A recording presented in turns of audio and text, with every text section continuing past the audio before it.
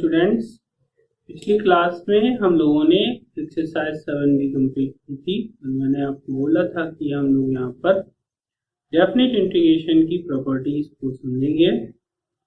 तो आज हम लोग डेफिनेट इंटीग्रेशन की प्रॉपर्टीज को प्रूव करते हैं। तो चलिए देखते हैं first property the definite integration. पहली प्रॉपर्टी क्या है?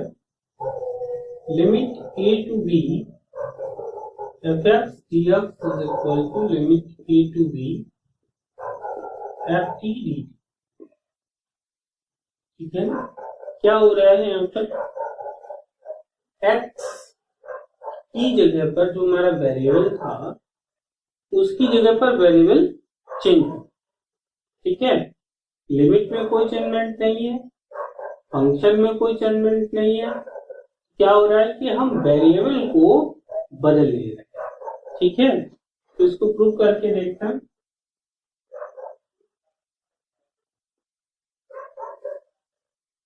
Late I is equal to integration a to b fx। Suppose कर लेते हैं इस फंक्शन का जो इंटीग्रेशन पार्ट है वो fx a to b, तो यहाँ पर क्या आ जाएगा? fb minus a। इसे हम इक्वेशन में डालेंगे। अब हम इस पार्ट को ले लेते हैं। Let a to b ft dt। अब फंक्शन तो चेंज हुआ नहीं है ना? तो अगर इसका इंटीग्रेशन हमें ये मिल रहा था तो यहां पर भी इंटीग्रेशन वही मिलेगा। कैसे? t limit a to b value रखेंगे तो क्या आ जाएगा? fb minus ft। अब हम देखें तो दोनों ही इक्वेशंस में जो रिजल्ट आया है वो सेम है ना? यहाँ पर भी fb माइनस ft, यहाँ पर भी fb माइनस ft। तो इसका मतलब क्या हुआ कि अगर हमारी किसी भी इंटीग्रेशन में लिमिट में कोई चेंजमेंट ना किया जाए, फंक्शन में कोई चेंजमेंट ना किया जाए, तो हम वेरिएबल को जो है वो चेंज कर सकते हैं। ठीक है, तो यहाँ पर क्या लिखेंगे? therefore a to b fx dx is equal to a to b ft dt। इसके अलावा कोई और वेरिएबल आप रख सकते हैं यहाँ पर, a to b fu du। कोई भी वेरिएबल यहाँ पर आप सेट कर सकते हैं, जबकि हम लिमिट को ना चेंज करें और फंक्शन को ना चेंज। दूसरी प्रॉपर्टी देखते हैं यहाँ पर। Limit a to b fx dx minus b to a fx dx। अभी पिछली प्रॉपर्टी में हमने क्या किया था कि लिमिट को एज इट इज रखा था, फंक्शन भी एज इट इज था, हमारा वेरिएबल चेंज किया था। ठीक है ना? लेकिन अब यहां पर क्या कर रहे हैं?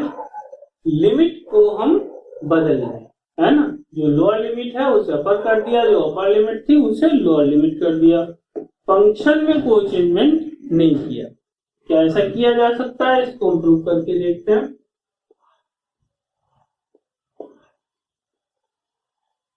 तो कैसे लिखें इसको? Let I is equal to integration a to b fx dx। इस फंक्शन का इंटीग्रल सपोज कर लेते हैं fx है, तो fb माइनस fa हमें मिल जाएगा। दूसरा पार्ट ले लेते हैं इसका, RHS माइनस क्या है यहाँ पर? b to a fx dx minus इसको क्या लिखेंगे? fx b to a minus fa minus fb minus को अंदर मल्टीप्लाई करेंगे तो क्या हो जाएगा? Minus F A plus F B means F B minus F, ठीक है ना। तो आप देखिए दोनों में ही कोई चेंजमेंट नहीं हुआ, जैसा यहाँ पर है वैसा ही हमें यहाँ पर मिला। तो इसका मतलब क्या हुआ कि ये जो बात यहाँ पर लिखी गई है प्रॉपर्टी में बिल्कुल सही है कि कोई भी अगर हमारा इंटीग्रेशन इस तरीके से दिया गया है तो हम क्या कर सकते हैं, लिमिट को उलट सकते हैं, ठीक है। जैसे a टू b दी गई है तो माइनस बाहर आ जाएगा, b टू a हो जाएगा, लेकिन हम फंक्शन में कोई चेंजमेंट नहीं करेंगे। क्लियर हो गया। देखते हैं थर्ड प्रॉपर्टी। यहाँ पर मैं आपको एक चीज बता दूं, जो भी प्रॉपर्टियां हम लोग कर रहे हैं प्रूव, इनका कोई पर्टिकुलर सीक्वेंस नहीं है। मतलब आप जो किसी को फर्स्ट कह रहे हैं, ऐसा नहीं है कि फर्स्ट वही है, ठीक है ना। आपका अपना ऑर्डर हो सकता है, हर बुक में अलग अलग ऑर्डर पे प्रॉपर्टीज लिखी हुई हैं। तो प्रॉपर्टी यूज करते वक्त कभी भी आप प्रॉपर्टी के नंबर को मत यूज करिए, ठीक है। प्रॉपर्टी नंबर 1, प्रॉपर्टी नंबर 2 ऐसे करके मत यूज करिए। जब भी प्रॉपर्टी यूज करिए तो प्रॉपर्टी लिखिए वहां पर, क्योंकि प्रॉपर्टी का कोई सर्टेन नंबर नहीं होता, ठीक है। मान लीजिए मैंने जो फर्स्ट प्रॉपर्टी प्रूव करी, आपको हो सकता है किसी बुक में वो दूसरे नंबर पे लिखी हो, किसी तीसरे बुक में तीसरे नंबर पर लिखी हो, है ना। तो आप प्रॉपर्टी को नंबर से ना याद करके डायरेक्ट प्रॉपर्टी को ही याद करिए, ओके। तो चलिए देखते हैं तीसरी प्रॉपर्टी यहाँ पर क्या है, a to b F X D X. हम क्या कर सकते हैं, इस इंटीग्रल पार्ट को इस तरीके से लिख लें, F X D X plus C to B F X D x.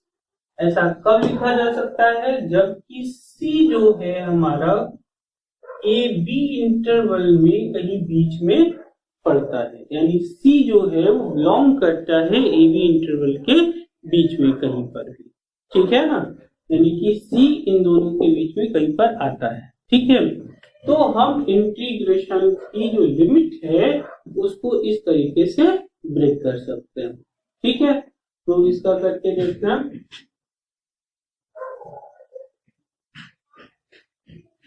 तो सबसे पहले एलएचएस हमने लिख लिया, limit a to b F X D X क्या आ जाएगा यहाँ पर, वो अभी जैसे हम कर रहे थे एफ एक्स का इंटीग्रेशन अगर हमारा कैपिटल एफ एक्स है तो a टू b यहाँ आ जाएगा एफ बी माइनस एफ, ठीक है।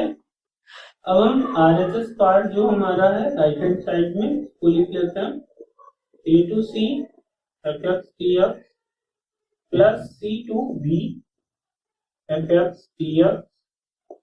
इसका क्या आ जाएगा, F X A to C plus यहाँ पर भी एफ एक्स आ जाएगा सी टू बी। क्या मिला हमें, F C minus F A plus F B minus F. देखिए एफ सी से एफ सी कैंसिल हो गया, एफ बी माइनस एफ। दोनों ही स्थिति में कोई चेंजमेंट नहीं आता है, यानी कि एलएचएस और आरएचएस बराबर है। तो इसका मतलब हम यहाँ पर क्या लिख सकते हैं, a to b F X D X is equal to a to c F X D X plus c to b F X D X. लेकिन ये कब होगा, जब c बिलोंग करेगा हमारे इस इंटरवल में, ठीक है ना। अब यही पर एक आप कोरोलरी यानी कि इसकी सप्रमेय भी यह प्रॉपर्टी देख सकते हैं। इस तरीके से सपोज करिए यहाँ पर कोई दो नंबर बिलोंग कर रहे हैं, है ना, जैसे कि C1 और C2, ये भी हमारे इस इंटरवल में कोई दो नंबर आ रहे हैं, C1 भी आ रहा है और C2 भी आ रहे हैं, है ना। तो पहले C1 आ रहा है फिर C2 आ रहा है ना। तो हम इस इंटीग्रल पार्ट को कैसे लिख सकते हैं, A B F X D X equal to a to C1 F X D X plus C1 to C2 fx dx plus C2 to B, है ना। क्या किया, पहले A से C1 गए, फिर C1 से C2 गए, फिर C2 से B चले गए, fx dx। यानी कि यहां पर आप कितने भी टुकड़े बना सकते हैं, इसके जितने भी आप टुकड़े चाहें उतने टुकड़े कर सकते हैं, ठीक है।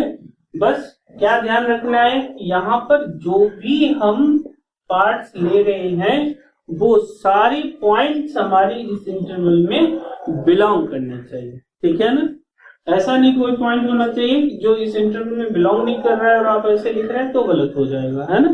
क्या रखना है आपको कि ये सारे पॉइंट्स जो है, क्या ध्यान रखना है, हमारे इस इंटरवल में बिलोंग करने चाहिए। तो जिस सीक्वेंस में आ रहे हैं उस सीक्वेंस में आप इंटरवल को, यहाँ पर जो हमारा लिमिट है उसको आप तोड़ते चले जाइए। देखते हैं next property, limit a to b fx dx is equal to limit a to b f a plus b minus x dx, ठीक है ना। देखिए क्या किया गया है कि दोनों लिमिट को अगर हम ऐड कर लें और उस सम में से वेरिएबल को सब्ट्रैक्ट कर दें तो हमारे इंटीग्रल पे कोई फर्क नहीं पड़ता, ठीक है ना। तो इसको प्रूव करके देखते हैं।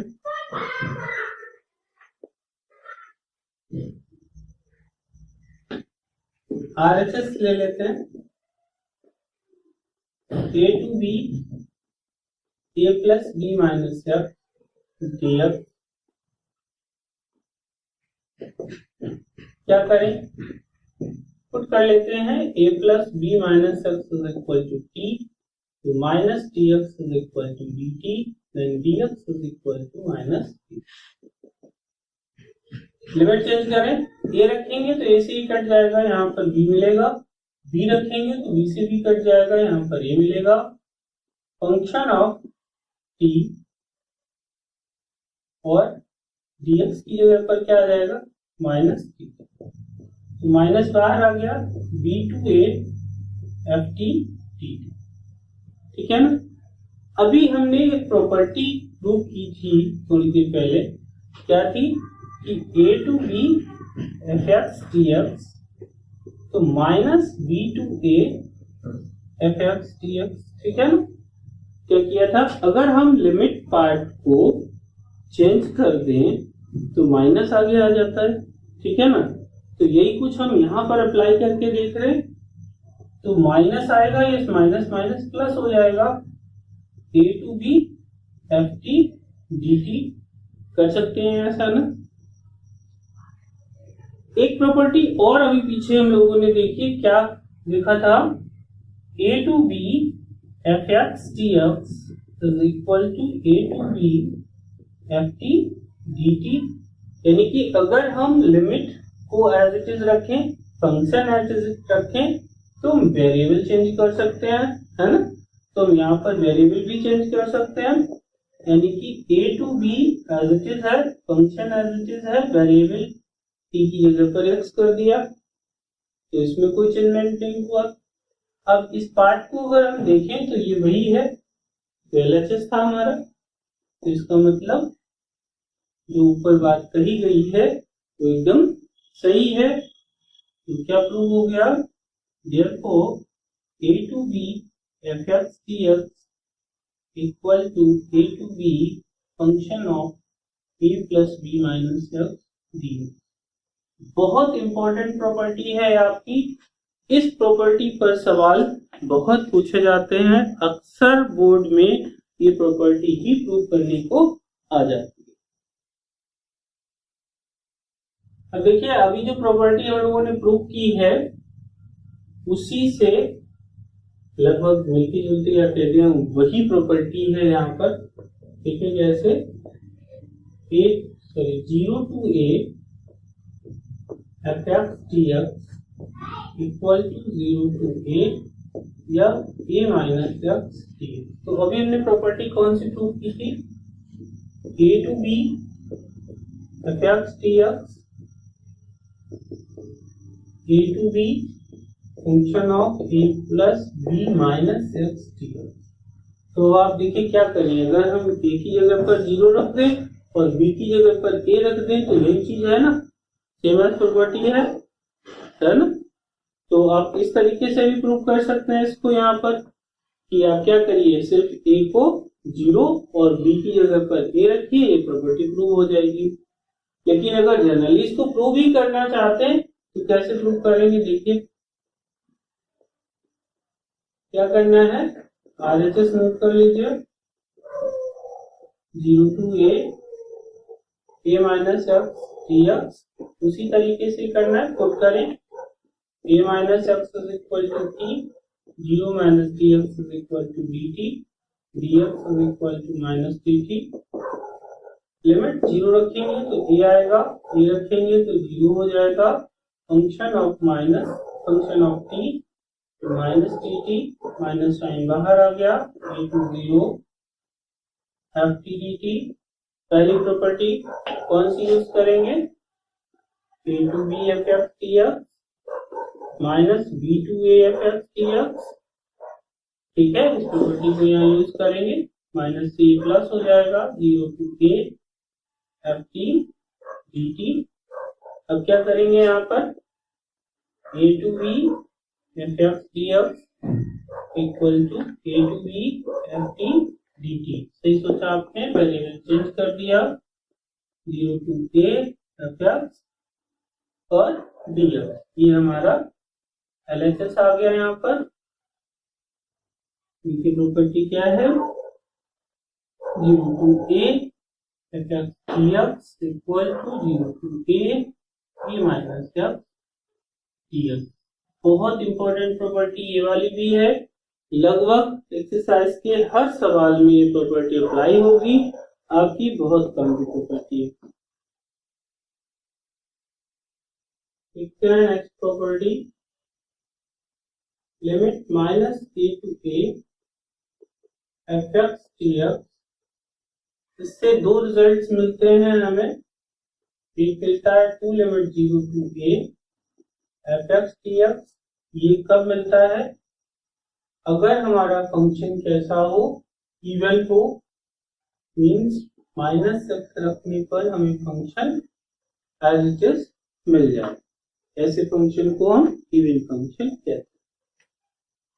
0 मिलेगा अगर हमारा फंक्शन ऑड फंक्शन है, यानी कि माइनस रखने पर हमें बाहर माइनस आ जाता है। इवन ऑड फंक्शन आप जानते होंगे, एक एग्जांपल के तौर पे यहाँ पे आप समझ सकते हैं, जैसे कि F X is equal to cos X है, अगर हमने फंक्शन एक्स की जगह माइनस एक्स रखा तो cos minus x cos minus theta cos theta रहता है, तो कॉस हमारा कैसा हो गया, इवन फंक्शन हो गया, है ना।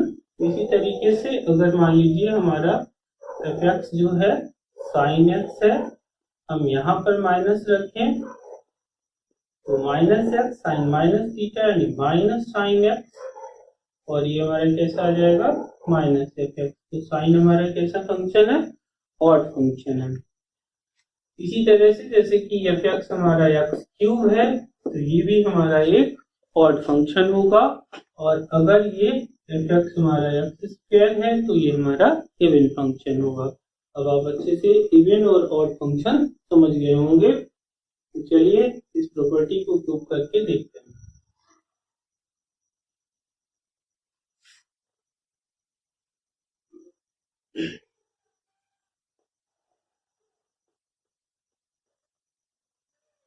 इसे लिखें इसको, let I is equal to minus A to A F X.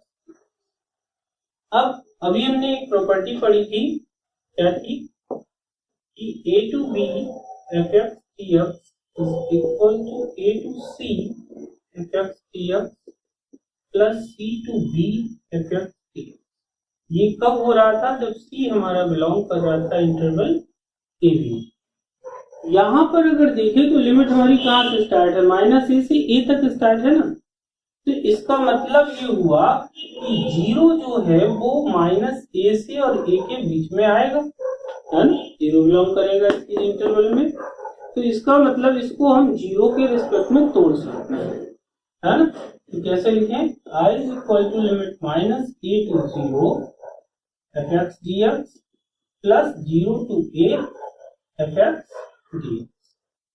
अब देखिए ये तो हमारा अच्छा सा बन गया, इसमें कोई गड़बड़ नहीं है ना। तो इसको तो हम हिफाजत से कर लीजिए 0 fx, ठीक है। प्लस इसके साथ में थोड़ा सा कम किया जाए, क्या करें, तो कर लें x is equal to minus, तो dx is equal to minus dt, यहाँ पर रखते हैं। माइनस a रखेंगे तो माइनस से माइनस कैंसिल हो जाएगा, a मिलेगा, 0 रखेंगे तो 0 हो जाएगा। फंक्शन ऑफ माइनस t और into minus T, limit 0 to a, ये माइनस हमारा, पहले तो इसको लिख लें dx minus a to 0 function of minus T, और अब यहाँ पर प्रॉपर्टी लगा लें, इसको चेंज कर सकते हैं, चेंज करेंगे तो ये माइनस से प्लस हो जाएगा। ये कौन सी प्रॉपर्टी यूज करें, a to b fx dx minus b to a fx dx, क्या मिला, 0 to a fx dx plus limit 0 to a f minus t। अब इस वेरिएबल को भी हम चेंज कर सकते हैं, तो लगा दें यहाँ पर दूसरी प्रॉपर्टी fx dx, इसे हम a to b ft dt यानी कि वेरिएबल चेंज किया जा सकता है, तो फिर इसे हम 0 to a fx dx plus limit 0 to a function of minus f dx, इसे हम इक्वेशन 1, ठीक है ना। अब क्या किया जाए, तो अब यहां पर दो केस अराइज हो रहे हैं, ये टर्म इसके साथ तो कोई प्रॉब्लम नहीं है, ये तो इफेक्ट सही है। यहां पर दो केस बन रहे हैं कि या तो ये इवन होगा या फिर ये ऑड होगा, है ना। तो इन दोनों केस पे चर्चा कर लेते हैं। क्या होगा, तो सबसे पहले पहला केस ले लेते हैं।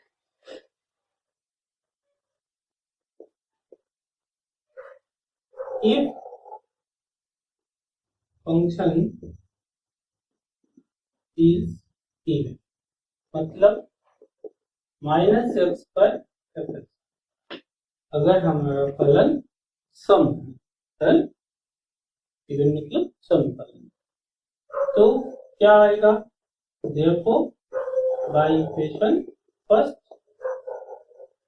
I is equal to limit 0 to a fx dx plus limit 0 to a, और इसकी जगह पर हम क्या रखेंगे, fx। अब ये दोनों हमारे एक जैसे हो गए ना, तो हम इसको वही क्या लिख सकते हैं, two limit 0 to a fx dx। पहली बात यहाँ पर प्रूव हो रही है, अगर इवन फंक्शन है तो ये आ जाएगा, ठीक है ना। अब केस सेकेंड ले लेते हैं। सेकेंड केस हमारा क्या है, इफ फंक्शन इज ऑड, ठीक है ना, यानी कि माइनस एक्स रखने पर हमें माइनस का इफेक्ट मिलता है भाई, तो मैंने समझाया था कोई भी नॉट फंक्शन, तो क्या होगा, देन बाय इक्वेशन फर्स्ट, तो फर्स्ट इक्वेशन में अब हम लोग रखते हैं, therefore I is equal to limit 0 to a fx dx plus limit 0 to a, और इसकी जगह पर क्या रखेंगे, माइनस fx dx, इसको हटा देते हैं, इसकी जरूरत नहीं है। Limit 0 to a fx dx minus limit 0 to a fx dx दोनों सेम हो गए, यानी कि 0। तो देखा आपने, जब हमारा ऑड फंक्शन था वैल्यू 0 आ रही थी, यहाँ पर ये हमें 0 मिल रही है, इसका मतलब जो प्रॉपर्टी दी गई है वो एकदम करेक्ट। अब देखिए आपकी ये लास्ट प्रॉपर्टी रह जाती है यहाँ पर, limit 0 to 2a f dx to limit 0 to a f dx ये कब अप्लाई होगी जब फंक्शन 2a माइनस एक्स पर f मिल रहा होगा, 0 होगी जब फंक्शन 2a माइनस एक्स पर हमें माइनस f मिल रहा होगा। लगभग उसी से मिलती जुलती प्रॉपर्टी है ये, प्रूव करके देखते हैं इसको भी।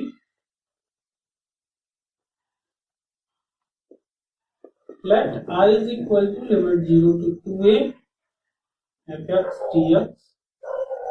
तो हमारे पास में प्रॉपर्टी थी अभी a to b f dx, क्या किया था a to c f dx plus c to b f dx, ये कब अप्लाई किया था जब c बिलोंग कर रहा था a b में।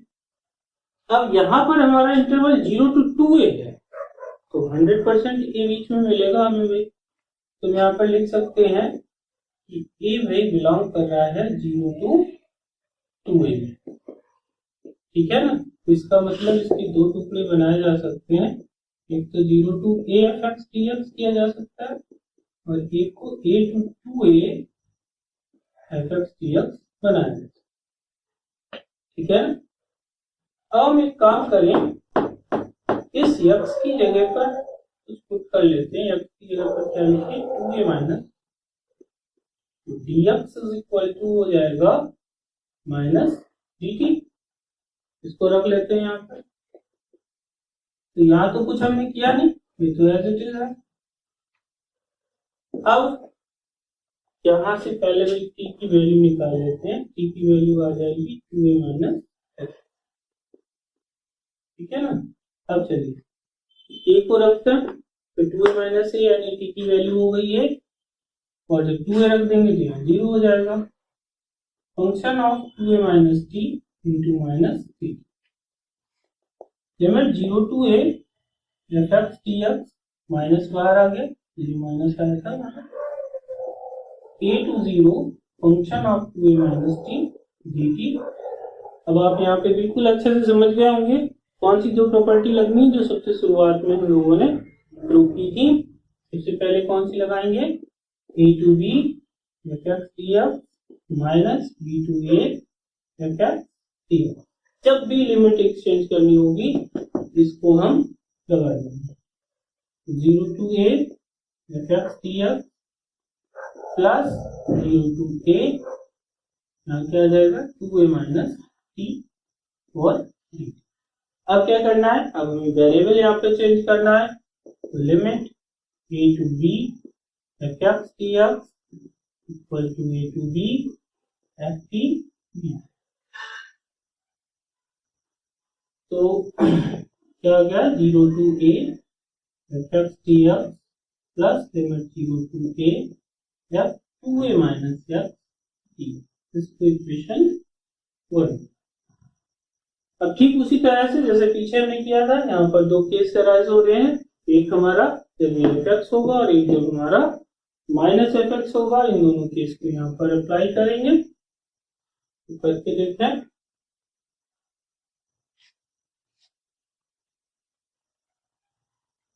तो पहले केस फर्स्ट लेते हैं, if function of 2a minus f is equal to fx, then by equation 1 I is equal to limit 0 to a f dx plus limit 0 to a। अब इसकी जगह पर क्या रखना है हमें f, तो आप देखते हैं दोनों एक जैसे हो गए, यानी कि 2 limit 0 to a f dx पहले से 2 हो गई हमारी। तो दूसरा केस ले लेते हैं यहाँ पर, तो केस सेकंड हमारा क्या है, if function of 2a minus f equal to minus fx, then by equation first I is equal to limit 0 to a fx dx plus limit 0 to a minus fx dx, इसकी जगह पर ये रख दिया, काम खत्म हुआ। Limit 0 to a fx dx minus limit 0 to a fx dx उनका कैंसिल, रिजल्ट 0। जैसा कि ऊपर लिखा था, क्या था कि जब हमारा ये रहेगा यानी function of 2a minus x रहेगा तो यहाँ पर 2 आगे आ जाएगा, यानी लिमिट जो हमारी अपर लिमिट है वो आधी हो जाएगी। और अगर हमारा 2a माइनस एक्स रखने पर यानी अपर लिमिट से वेरिएबल को सब्ट्रैक्ट करने पर माइनस एफ एक्स आता है तो रिजल्ट हमें 0 मिलेगा। ये दोनों बातें यहाँ पर प्रूव हो जाती हैं। स्टूडेंट्स, आज आपको ये प्रॉपर्टी खूब अच्छे से समझ में आ गई होंगी और इनको आप कई बार जो है लिख लिख करके देखिए। और ये अगर आप विश्वास मानिए, अगर ये प्रॉपर्टीज आपको आ गई अच्छे से, इनको प्रूव करना आ गया तो प्रॉब्लम्स जो आप सॉल्व करेंगे आगे उनमें कोई दिक्कत नहीं आनी है। लगभग हर कंपटीशन में, हर एग्जाम में, हर बोर्ड के एग्जाम में इन प्रॉपर्टीज से रिलेटेड एक प्रॉब्लम जरूर आती है और सबसे अच्छी बात यह है कि लॉन्ग में आती है, यानी कि 6 या 8 नंबर का सवाल आपका यहाँ से जरूर बनता है। तो आप लोग इस पे बहुत अच्छे से कंसंट्रेट करिए, इसको अच्छे से रिवाइज करिए। अगली जो एक्सरसाइज है आपकी यहाँ पर, उसमें हर सवाल में प्रॉपर्टी अप्लाई होगी, तो इनको आप तैयार करके रखिए। हम लोग मिलते हैं अगली क्लास में जिसमें इन प्रॉपर्टीज को यूज करेंगे।